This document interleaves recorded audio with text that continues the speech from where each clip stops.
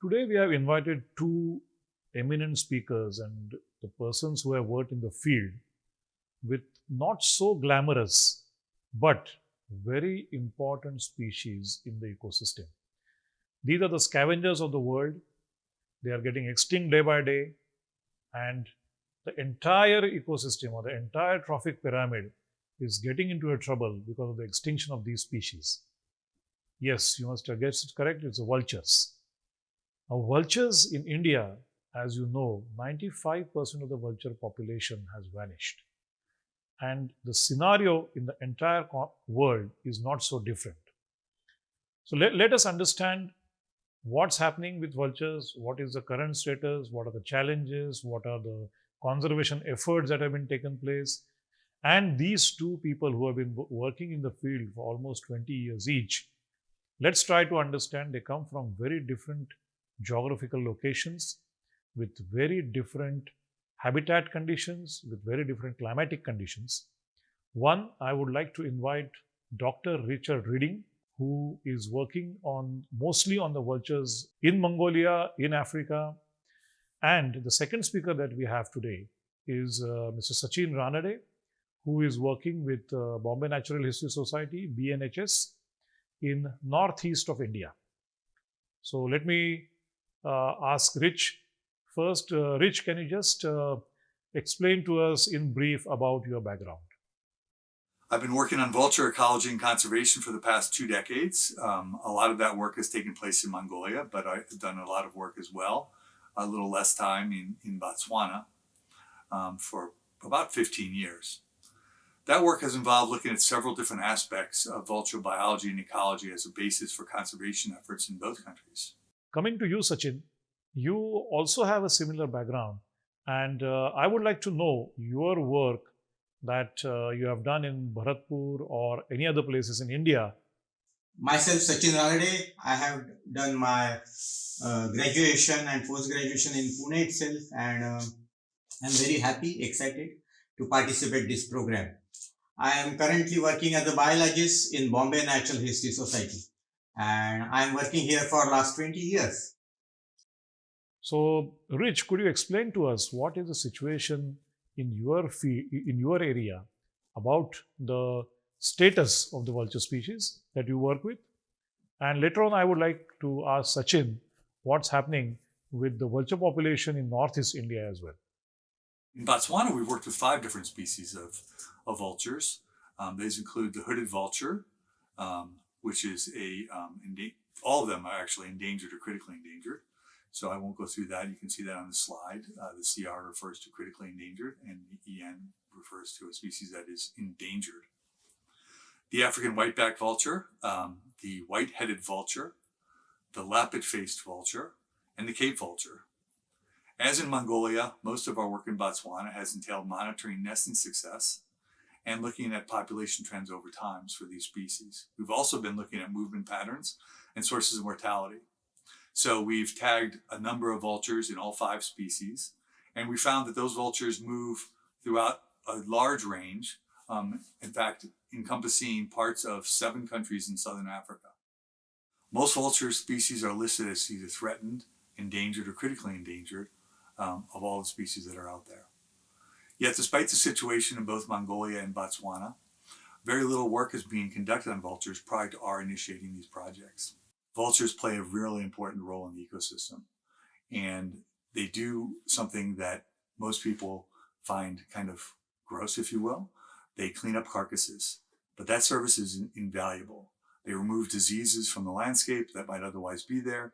And as we know from studies in South Asia that many of you are familiar with, we see an increase in mammalian scavengers in the absence of vultures. Those mammalian scavengers often carry things like rabies, especially in the case of feral dogs, that can then be passed on to humans. So that's a big problem that vultures take care of for free. Otherwise, we have to take care of the carcasses at a great expense to people, as well as time commitment. Many animals die each year from collisions with high voltage power lines and wind turbines all over the world. But direct and indirect poisoning is probably the greatest threat to this collection of amazing animals.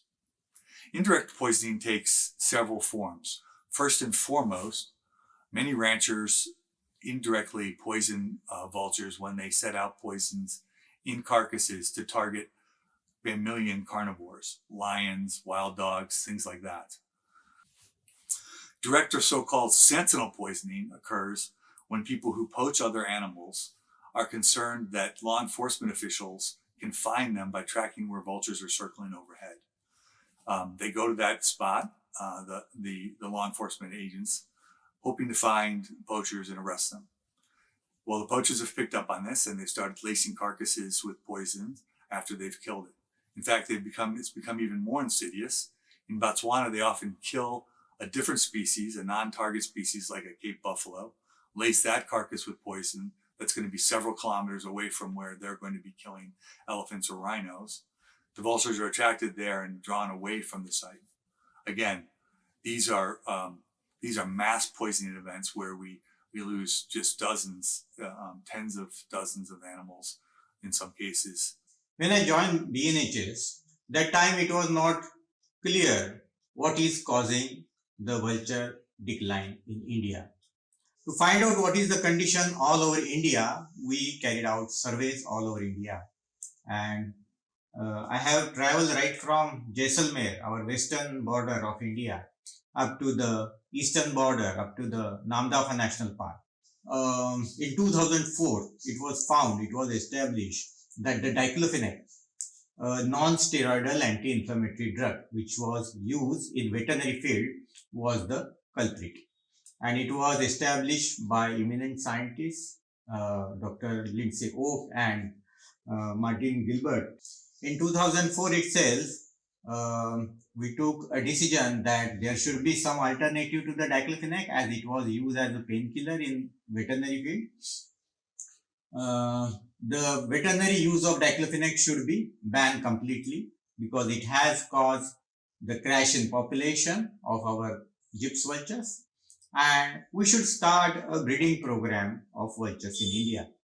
If I understand it correctly, it's not a 1 year or 2 year project. So, can you just explain to us what challenges you face?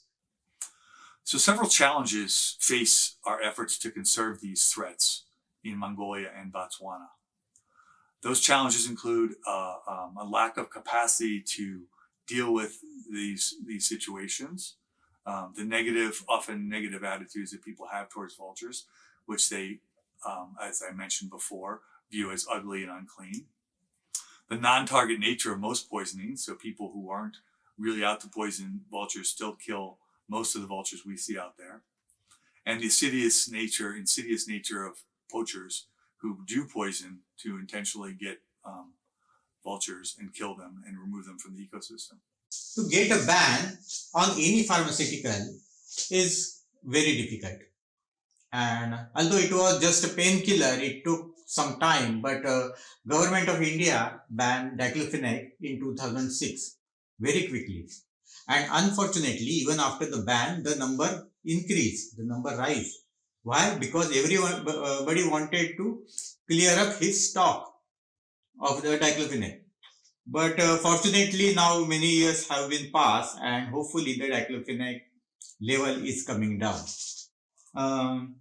Second thing is that there are a few other drugs also which have similar effect like diclofenac, like nimesulide, ketoprofen, and aceclofenac. Those are also having similar effect, and we must start working on this drug as well. Actually, the vultures were so ignored species. That's why nobody bothered to breed this bird in captivity. So in India, it was a unique experiment, a unique experience of breeding these vultures, and the expectations were rising high that when these birds are going to breed and when we are going to have the reintroduction program, the pressure was mounting. But we believe in the science and we believe in the mother nature, and they never fail. Now we have all the 3 species of vultures, and all of them are breeding successfully, and we are entering the reintroduction phase. The second part of this approach is that awareness. We are doing targeted advocacy. We are talking 1:1 with the forest officers because they are the ultimate owners of these all wildlife. We are talking with the veterinary officers who are actually using these NSAIDs which are problematic to the vultures and which are very good for the cattle. So we are talking with the veterinary officers also whose action can be very supportive in the wildlife conservation. And we are talking with the third and most important stakeholder, that is farmers and cattle owners. Services provided by the vultures would be useful for the cattle owners, and the vultures are getting food from the cattle owners because whenever the cattle are going to die, the vultures are going to get food. So this way all society is bounded with the wildlife, and that's why we are doing the targeted advocacy with the officers who are going to implement the law and order, and we are doing the awareness with the masses. So in 1 year we carry out more than 100 meetings with the communities. Just doing some conservation action for 1 day won't help. It is a lifetime process, not only the lifetime of one person, two-person, but generation after generations, we have to practice the nature conservations. We are unfortunately polluting our nature. Take example of plastic, take example of pesticides, heavy metals. That's why conservation actions are very much necessary. And I will say that taking example of raptors are the top predators. And that's why presence of raptors or well-being of raptor tell you a long story in short, that if the raptor population is good, it is an indicator. It indicates that the things below it are going well. So studying raptor is a very important thing. Of course, you have to study the other factors, the other animals, the other strata, taxa as well. But study of raptors will certainly ensure that we are studying, we are monitoring our nature, our natural world, wildlife properly, and we must take care of all these things.